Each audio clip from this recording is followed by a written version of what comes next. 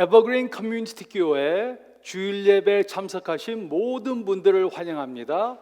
주님의 역사가 강하게 일어나는 이 시간 되시길 바랍니다. 저희 다 같이 기도드리겠습니다. 주님 감사합나이다. 부족한 저희들을 이곳으로 불러주심을 감사합나이다. 이 시간 저희의 마음의 문을 열고 주님을 바라보는 귀한 시간 될 수 있도록 도와주시고 주님께 초점을 맞춰드리는 이 시간 되게 도와주시옵소서. 저희가 가지고 있는 많은 문제들 또 이슈들을 주님 앞에 내려놓는 이 시간 될 수 있도록 도와주시고 특별히 대인관계에 문제가 있는 것 해결받는 이 시간 되게 도와주시옵소서. 코로나 바이러스 사태로 어려움 당하는 분들 주님께서 가차해 주시고 아픈 분들 낫게 도와주시고 또 저희를 보호하여 주시옵소서. 이 시간 저희의 마음 문을 열고 주님의 말씀에 귀를 기울이는 이 시간 되게 역사하여 주시옵소서. 이 시간 주님께 맡기옵나이다. 함께 하실 것 믿고 이 모든 말씀 우리 주님 예수 그리스도의 이름 받들어 간절히 기도사옵나이다. 아멘. 저희 오늘 같이 말씀 보겠습니다. 오늘 말씀은 마태복음 5장 21절로 26절 말씀입니다. 마태복음 5장 21절로 26절 말씀 다 같이 보겠습니다. 옛사람에게 말한 바 살인하지 말라. 누구든지 살인하면 심판을 받게 되리라 하였다는 것을 너희가 들었으나 나는 너희에게 이르노니 형제에게 노하는 자마다 심판을 받게 되고 형제를 대하여 나가라 하는 자는 공회에 잡혀가게 되고 미련한 놈이라 하는 자는 지옥불에 들어가게 되리라. 그러므로 예물을 제단에 드리려다가 거기서 내 형제에게 원망 들을 만한 일이 있는 것이 생각나거든 예물을 제단 앞에 두고 먼저 가서 형제와 화목하고 그 후에 와서 예물을 드리라. 너를 고발하는 자와 함께 길에 있을 때 급히 사화하라. 그 고발하는 자가 너를 재판관에게 내어주고 재판관이 옥리에게 내어주어 옥에 가둘까 염려하라. 진실로 내게 이르노니 내가 한 푼이라도 남김이 없이 다 갚기 전에는 결코 거기서 나오지 못하리라. 아멘. 사람들이 많이 모이는 장소에 가면 그곳에서 지켜야 하는 규칙들이 있습니다. 콘서트에 가든가 극장에 가든가 교회에 가면 그곳에서 지켜야 하는 규칙들이 있습니다. 그 규칙들이 꼭 벽에 붙어 있지 않더라도 그 규칙들을 지키는 것은 기본적인 상식입니다. 그 규칙들이 무엇입니까? 첫째는 제 시간에 도착하는 것입니다. 영화가 상영되기 전에 미리 영화관에 도착해서 자리에 앉았습니다. 그런데 영화가 시작한 후에 늦게 와서 빈자리를 찾아서 사람들 앞으로 지나가려고 하면 일어서서 길을 터줘야 합니다. 이것은 예의가 없는 행동입니다. 그래서 어떤 사람들은 눈을 굴리든가 머리를 젓든가 아니면 시계를 가리킵니다. 또 둘째로 옆 사람과 말하는 것을 그치고 공연에 집중해야 합니다. 영화가 시작되었는데도 계속해서 옆 사람과 이야기하는 사람이 있습니다.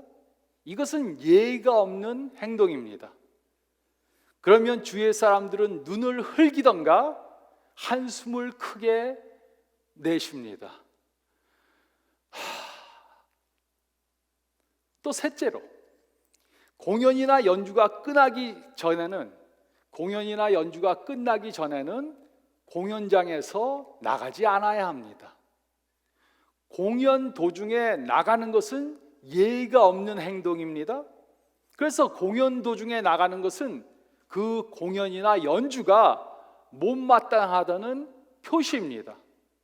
그래서 별일이 없는 한 공연 도중에 나가면 안 됩니다. 예수님 당시 하나님께 예배를 드리는 도중에 나간다는 것은 생각할 수 없는 행동이었습니다. 그것은 하나님께 대한 무례한 행동이었습니다. 그래서 어떤 일이 있어도 예배가 끝날 때까지 나가면 안 되었습니다. 예배 도중에 고깃국을 끓이다가 불을 끄지 않은 것이 생각난다면 그 고기는 제사를 드린 것으로 간주해야 했습니다. 옷을 다리다가 다래미를 끄지 않은 것이 생각난다면 좋은 화재 보험에 가입했기를 바라야 했습니다. 그 이유는 그 누구도 하나님께 제물을 드려 예배 드리다가 그곳을 그 도중에 떠날 수 없었기 때문입니다. 이런 배경 가운데 예수님께서는 상상도 할 수 없는 말씀을 해주셨습니다. 예수님께서는 하나님께 예배를 드리는 도중에 나갈 수도 있다, 그렇게 말씀하셨습니다. 하지만 아무런 이유로나 예배를 드리다가 나갈 수 있는 것은 아니었습니다. 예수님께서는 단 한 가지 이유만을 주셨습니다. 목이 마르다고 물 마시러 나가는 것이 아니었습니다. 전화를 받으러 나가는 것이 아니었습니다.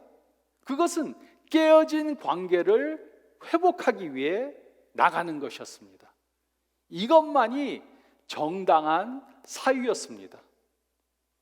그런데 왜 이것이 정당한 사유가 되었습니까? 우리가 오늘 읽은 말씀을 보면 예수님께서는 우리가 깨진 관계를 회복해야 하는 세 가지 이유를 말씀해 주셨습니다. 우리가 깨어진 관계를 회복해야 하는 세 가지 이유를 말씀해 주셨습니다. 첫째로 읽은 말씀 가운데 21절로 22절 말씀 보면 우리는 깨어진 관계의 영원적 결과를 깨달아야 합니다. 우리는 깨어진 관계의 영원적 결과를 깨달아야 합니다. 많은 신학자들은 예수님의 가르침과 구약의 가르침의 관계에 대해서 논합니다. 어떤 신학자들은 예수님의 가르침과 구약의 가르침과는 완전한 연속성이 있다, 이렇게 말합니다. 그들은 예수님의 가르침은 구약을 해석한 것이다, 이렇게 말합니다. 그래서 두 개는 똑같은 것이다, 이렇게 말합니다. 또 어떤 신학자들은 예수님의 가르침은 구약의 가르침에 마침표를 찍은 것이다, 이렇게 주장합니다. 마침표를 찍은 것이다. 즉 예수님의 가르침은 구약 말씀 중 어떤 부분의 말씀들을 완전히 끝내고 새로운 것을 시작하신 것이다, 이렇게 말합니다. 하지만 이 두 생각은 모두 잘못된 것입니다. 그 대신 예수님의 가르침은 구약의 가르침을 지속했지만 또 구약의 가르침을 새롭게 하신 것입니다. 예수님께서는 구약의 가르침을 계속하셨습니다. 하지만 그것에 대한 새로운 의미와 깊이를 더하셨습니다. 그래서 예수님께서는 구약의 말씀을 말씀하신 후에 예수님의 제자들은 이 구약의 말씀보다 더 의로워야 한다, 이렇게 말씀하신 것입니다. 마태복음 5장 20절에 예수님께서는 이렇게 말씀하셨습니다. 내가 너에게 이르노니 너희 의가 서기관과 바리새인보다 더 낫지 못하면 결코 천국에 들어가지 못하리라. 그리고 예수님께서는 그에 대한 예를 6가지 주셨습니다. 첫 번째 예는 바로 구약에 살인하지 말라는 명령이었습니다. 예수님께서는 구약의 말씀을 말씀하시고 그 위에 새로운 가르침을 더하셨습니다. 21절은 다음과 같이 말했습니다. 옛사람에게 말한 바 살인하지 말라, 누구든지 살인하면 심판을 받게 되리라 하였다는 것을 너희가 들었으나, 살인하지 말라는 명령은 10계명 중 제6계명이었습니다. 예수님 당시 사람들은 자신이 누군가를 살인하지 않았으면 제6계명을 지킨 것이라고 생각했습니다. 그러므로 하나님의 심판을 피할 수 있다고 생각했습니다. 하지만 예수님께서는 살인하지 않은 것은 좋은 것이지만 그것만으로는 만족할 수 없다, 이렇게 말씀하셨습니다. 22절은 다음과 같이 말씀하셨습니다. 나는 너에게 이르노니 형제에게 노하는 자마다 심판을 받게 되고 형제를 대하여 나가라 하는 자는 공회에 잡혀가게 되고 미련한 놈이라고 하는 자는 지옥불에 들어가게 되리라. 예수님께서는 살인을 하지 않았다고 형제에게 화를 내거나 형제에게 욕을 하거나 미련한 놈이라고 부르면 안 된다고 말씀하셨습니다. 살인을 하지 않아도 이런 행위를 했다면 지옥불에 들어갈 것이라고 경고를 해주셨습니다. 이것은 매우 엄중한 경고였습니다. 화를 내거나 욕만 해도 지옥불에 들어갈 것이라고 말씀하셨습니다. 물론 예수님께서는 화내는 모든 것이 다 죄라고 말씀하신 것은 아닙니다. 예수님께서도 성전을 장사하는 소굴로 만들었다고 화를 내셨습니다. 사람들이 안식일에 병자를 고쳤다고 예수님을 정죄할 때 화를 내셨습니다. 예수님께서도 바리새인들을 어리석은 맹인들이라고 부르셨습니다. 그러므로 화를 내는 것이 정당할 때가 있습니다. 죄에 대해서, 불의에 대해 화를 내는 것은 정당한 것이고 또 당연한 것이었습니다. 이곳에 아주 흥미로운 단어 두 가지가 나옵니다. 하나는 라가라는 단어입니다. 라가란 머리가 빈 사람이라는 뜻입니다. 한국어로 돌대가리라고 해석하면 이해가 잘 될 것입니다. 또 둘째는 미련한 놈입니다. 미련한 놈은 바보, 천치 아니면 멍청이라는 뜻입니다. 이 두 단어는 모두 사람을 경멸하거나 멸시할 때 사용하는 단어입니다. 그러므로 누군가를 살인하지 않았다고, 누군가를 살인하지 않았다고 죄를 짓지 않은 것이 절대로 아닙니다. 살인을 하지 않았다고 하나님의 심판을 피하는 것이 아닙니다. 다른 사람을 경멸하고 업신여기면 하나님의 심판을 받게 될 것입니다. 그러므로 예수님께서는 외적 행동뿐만 아니라 내적 태도도 지적하셨습니다. 마음으로 다른 사람을 경멸한 것이나 그 사람을 살인하는 것이나 둘 다 죄입니다. 예수님께서는 경멸하는 것이 살인으로 이어질 것이라고 말씀하신 것이 아닙니다. 그 대신 경멸하는 것은 살인한 것과 같은 죄라고 말씀하셨습니다. 누군가를 경멸하는 것은 실로 엄청난 죄를 범하는 것입니다. 누군가를 경멸하는 것은 하나님의 심판을 받게 됩니다. 그러므로 혹시 누군가와 다투고 아직 화해하지 않았다면 예수님의 이 경고의 말씀을 들어야 합니다.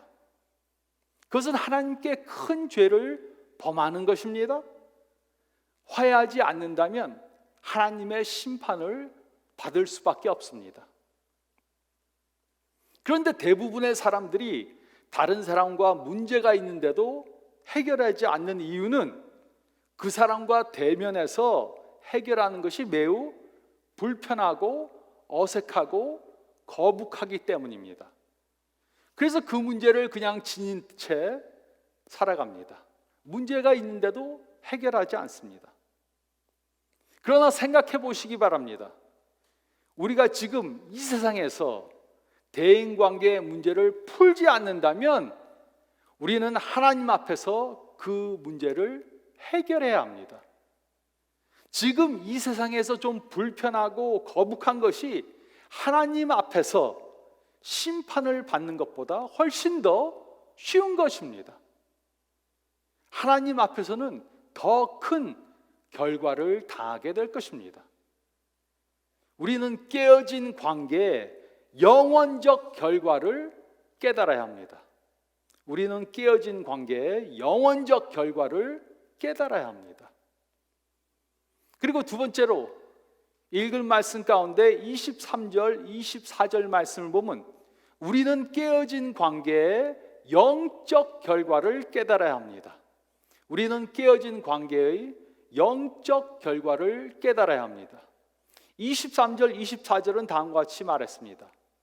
그러므로 예물을 제단에 드리려다가 거기서 내 형제에게 원망 들을 만한 일이 있는 것이 생각나거든 예물을 제단 앞에 두고 먼저 가서 형제와 화목하고 그 후에 와서 예물을 드리라. 이곳에 제단이란 성전에 놓여 있는 예물을 드리는 곳을 말합니다. 그러므로 예수님께서는 성전에서 하나님께 제사를 드리는 경우를 말씀하신 것입니다. 누군가가 하나님께 제물을 드리러 왔습니다. 줄을 서서 또 오랫동안 기다렸습니다. 그러다가 누군가에게 잘못한 것이 생각났습니다. 그러면 먼저 그 사람에게 가서 사과를 하고 돌아와서 예물을 드리라는 것입니다. 예수님의 말씀을 들은 사람들의 반응을 한번 생각해 보시기 바랍니다. 예수님의 설교를 듣는 대부분의 사람들은 갈릴리 사람들이었습니다. 예루살렘 성전에까지 가는데 사흘이나 되는 먼 길을 걸어서 가야 했습니다. 하나님께 드릴 좋은 제물을 고르느라고 돈을 많이 썼습니다. 또 제사를 드리기 위해 줄을 서서 몇 시간을 기다렸습니다. 그런데 예수님께서는 가져온 그 제물을 성전에 며칠씩이나 그냥 놔두고 갈릴리로 다시 돌아가서 형제와 화해를 한 후에 다시 오라고 말씀하신 것입니다. 그 이유가 무엇이었습니까?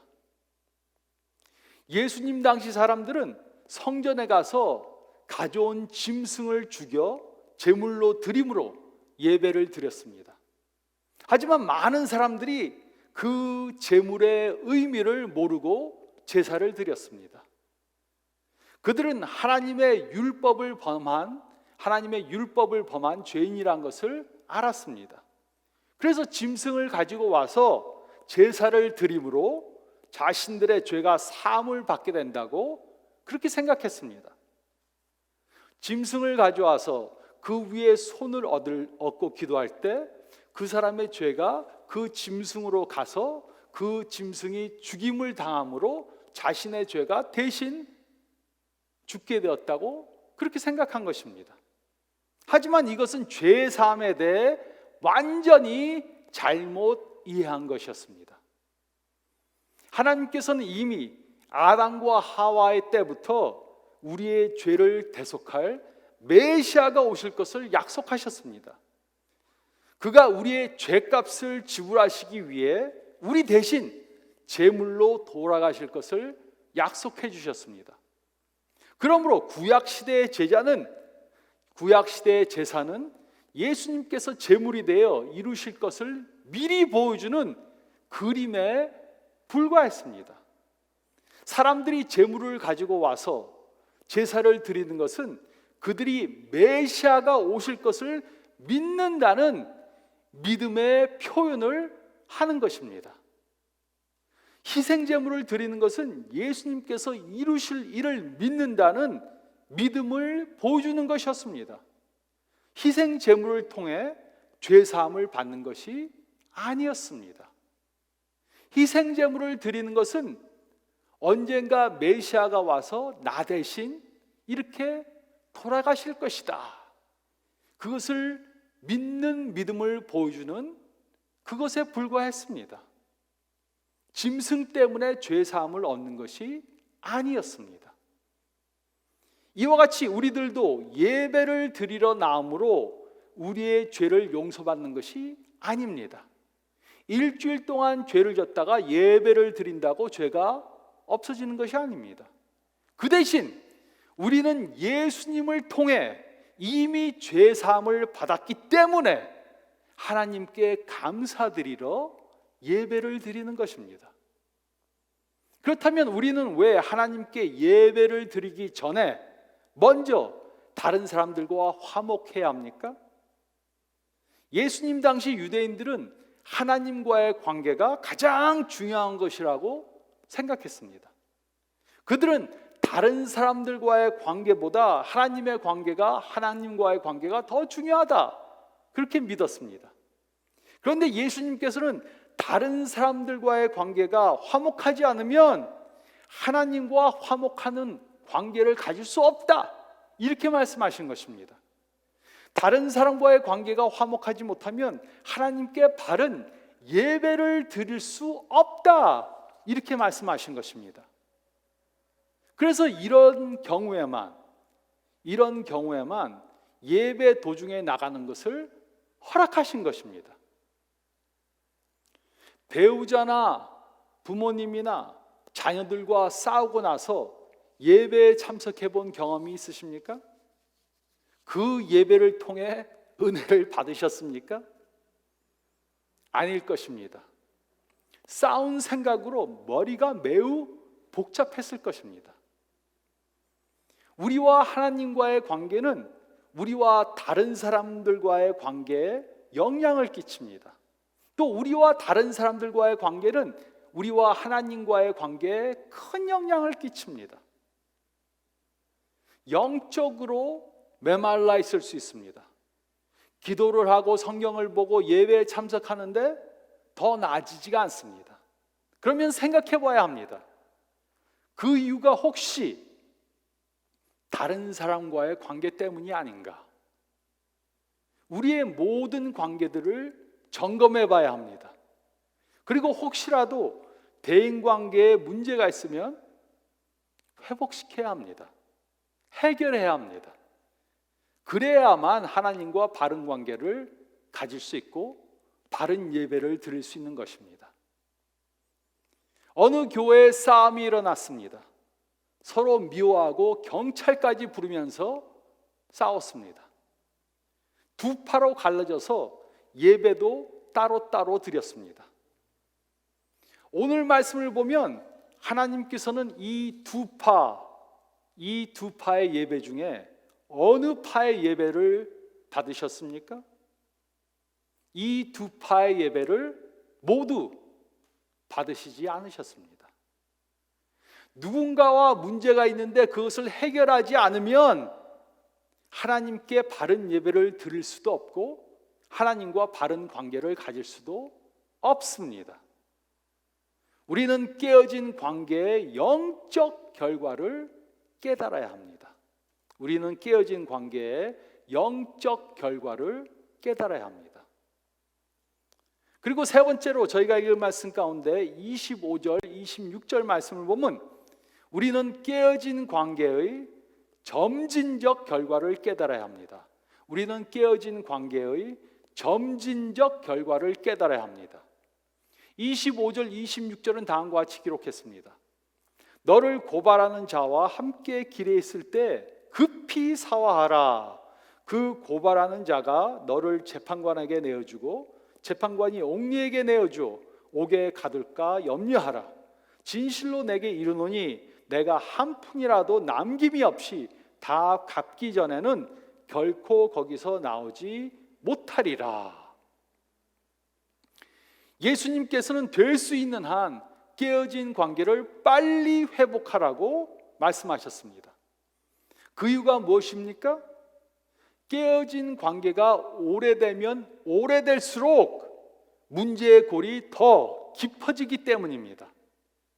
다른 사람과 문제가 생겼을 때 그 문제를 금방 해결하면 쉽습니다. 서로 오해를 했다면 대화를 하면서 그 문제를 금방 해결할 수 있습니다. 그런데 그 문제를 오랫동안 방치한다면 그 문제는 더 커질 수 있습니다. 문제가 더 악화될 수 있습니다. 그래서 우리는 예수님의 이 말씀에 순종해야 하는 것입니다. 깨어진 관계는 겸손하고 솔직하게 대면해야 합니다. 먼저 우리의 잘못을 하나님께 고백해야 합니다. 그리고 상대방에게 빨리 가서 우리의 잘못을 인정해야 합니다. 다른 사람이 더 많이 잘못했더라도 내가 잘못한 부분에 대해서 인정해야 합니다. 될 수 있는 한 빨리 해야 합니다. 오래 기다리면 기다릴수록 문제는 더 악화됩니다. 그 문제가 악화되면 될수록 주위에 있는 다른 사람들에게까지도 나쁜 영향을 끼칠 수 있습니다. 그래서 예수님께서는 대인관계의 문제를 되도록 빨리 해결하라고 말씀하신 것입니다. 힘줄이 파열된 적이 있으십니까? 운동을 하다가 다리 힘줄이 파열되면 금방 수술을 하지 않아도 됩니다. 걸어 다녀도 되고 나중에 수술을 받아도 됩니다. 하지만 맹장이 파열되면 금방 수술을 받아야 합니다. 금방 문제를 해결하지 않으면 맹장에서 나온 독소가 온몸으로 퍼져서 죽을 수도 있습니다. 예수님께서는 깨어진 대인관계는 마치 맹장이 파열된 것과 같다고 말씀하신 것입니다. 그래서 우리는 속히 그 문제를 해결해야 합니다. 그렇지 않으면 그 독소가 우리와 우리 주위에 있는 사람들에게 전부 퍼지게 될 것입니다. 우리에게 대인관계에 문제가 생기면 어떻게 됩니까? 화가 납니다. 그 사람이 미워집니다. 그리고 화가 난 것과 미워하는 마음을 정당화하려고 합니다. 우리의 관점에서 다른 사람들에게 하소연합니다. 이 사람이 말이야 나한테 이 짓을 했어. 그러고 나서도 잘못했다 그러지 않고 또 이랬어. 그렇게 하면서 우리 주위 사람들에게 우리 안에 있는 독소를 다 퍼칩니다. 그래서 그 사람들도 우리와 문제가 있는 사람을 미워하게 만듭니다. 우리는 대인관계의 문제를 해결하지 않았을 때 발생하는 점진적 결과를 깨달아야 합니다. 그래서 우리는 예수님의 말씀대로 다른 사람과 문제가 있을 때 그 문제를 즉시 해결해야 합니다. 그 문제가 더 크게 확산되기 전에 해결해야 합니다. 그 문제가 있는 사람이 멀리 있는 사람이 아니고 우리 주위에 있는 그런 사람일 수도 있습니다. 우리의 부모님일 수 있습니다. 우리의 형제 자매일 수 있습니다. 우리의 배우자일 수 있습니다. 우리의 전 처나 전 남편일 수 있습니다. 우리의 자녀들일 수 있습니다. 또 돈을 꿔가고 안 갚은 우리 사촌들이 될 수도 있습니다. 또 친구들이 있거나 아니면 직장 동료일 수도 있습니다. 문제가 있다면 그 문제가 더 크게 확산되기 전에 빨리 해결해야 합니다. 우리는 깨어진 관계의 점진적 결과를 깨달아야 합니다. 우리는 깨어진 관계의 점진적 결과를 깨달아야 합니다. 대인관계에 문제가 없는 사람은 한 사람도 없습니다. 우리의 모든 대인관계는 완전하지 않습니다. 모든 관계가 좋아졌다 나빠졌다 좋아졌다 나빠졌다 반복할 수 있습니다. 그래서 우리는 대인관계에 문제가 있을 때마다 그것을 해결하며 살아가야 하는 것입니다. 누군가에게 잘못한 것이 생각난다면 즉시 그 관계를 회복시켜야 합니다. 저도 어떤 때 대인관계에 문제가 있을 수 있습니다. 그러면 저는 즉시 사과합니다. 잘못했습니다.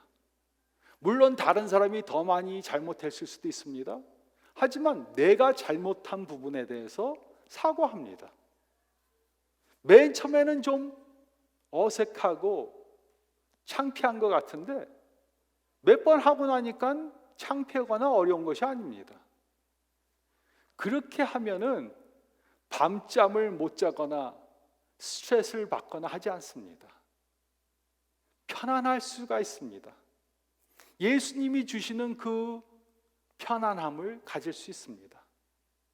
누군가에게 잘못한 것이 생각난다면 즉시 그 관계를 회복시켜야 합니다. 우리 중에는 다른 사람과의 관계가 깨어져 있기 때문에 영적으로 메마른 분들이 있을 수 있습니다. 우리는 먼저 우리의 문제를 하나님께 고백해야 합니다. 하나님, 제가 이렇게 잘못했습니다. 그리고 하나님의 도우심을 청해야 합니다. 이분과 화해하고 싶습니다. 하나님, 저를 도와주세요. 그러면 하나님의 은혜를 경험하게 될 것입니다. 하나님께서 우리에게 그것을 할 수 있게 능력을 주시는 것을 경험하게 될 것입니다. 그러면 문제가 있는 사람을 찾아가서 화해해야 합니다. 당신 말이야, 나한테 이랬지, 그렇게 말하는 것이 아니라 그 사람이 어떻게 했더라도 우리가 잘못한 부분을 인정하고 용서해달라고 그렇게 말해야 합니다. 그러면 영적으로 성장하는 것을 경험하게 될 것입니다. 우리의 의가 바리새인들과 서기관들보다 더 나아지는 것을 경험할 수 있을 것입니다. 이것이 바로 우리가 예수님의 제자들로 살아가는 길인 것입니다. 예수님의 제자들로 이런 의로운 삶을 사시는 저와 여러분들이 되시기를 예수님의 이름으로 축원드립니다. 저희 다 같이 기도드리겠습니다.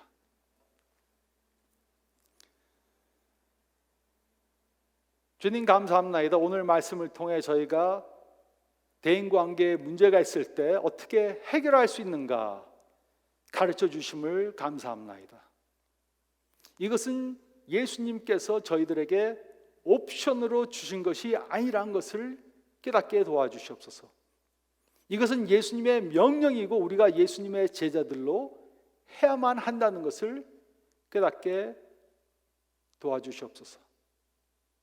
그러므로 우리는 예수님을 모르는 사람들과 차별된 그러한 삶을 살 수 있도록 도와주시고, 이런 용서를 구하고 화해를 구하는 삶을 삶으로 우리가 예수님의 제자인 것을 만인들에게 보여주는 저희가 되게 도와주시옵소서. 특별히 우리와 문제 있는 사람들이 우리 주위에 가까운 사람일 수 있습니다.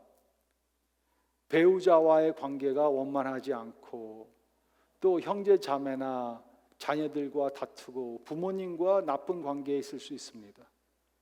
또 친구와 직장 동료와 다투는 일이 있을 수도 있습니다. 또 교회 안에서 이런 불미스러운 관계가 있을 수 있습니다. 저희가 누구인가 깨닫게 도와주시옵소서.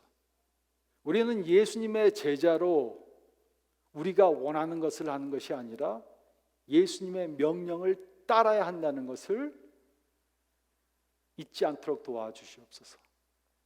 그리고 또 예수님의 말씀에 순종함으로 얻는 축복을 깨닫게 도와주시고 예수님의 제자로 축복받는 삶 살게 도와주시옵소서.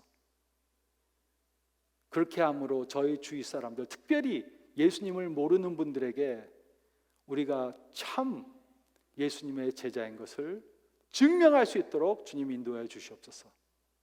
이런 한 주간 삶, 이것을 저희 삶에 적용하는 일주일 되게 도와주시기를 간절히 바랍니다. 이제는 우리 주 예수 그리스도의 은혜와 우리 하나님 아버지의 사랑하심과 성령님의 화평하게 하는 그 축복이, 능력이 함께 하시기를 간절히 축원하옵나이다. 아멘. 축복의 한 주간 되시길 바랍니다. 건강하시길 바랍니다.